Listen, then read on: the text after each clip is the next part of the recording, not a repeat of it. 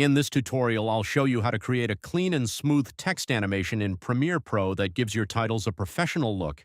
Begin by selecting the Type tool and entering the text you want to animate. In the Effect Controls panel, locate the Transform settings and enable keyframing for the Position property by clicking the stopwatch icon.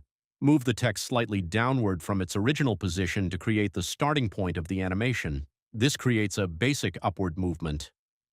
To make the motion feel more natural, select both position keyframes, right-click, and apply Ease In and select again. This time, select Ease Out Interpolation. Open the position graph and adjust the handles to fine-tune the speed curve, creating a smoother acceleration and deceleration effect. Now it's time to add a fade-in.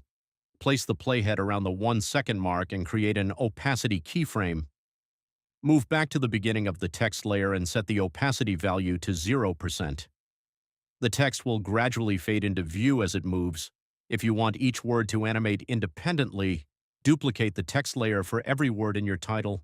For example, a 3-word phrase would require 3 separate copies. I'm here doing it for 3 words, so I need 3 copies. Finally, isolate each word by adjusting the crop settings. For the first layer, crop out the remaining words.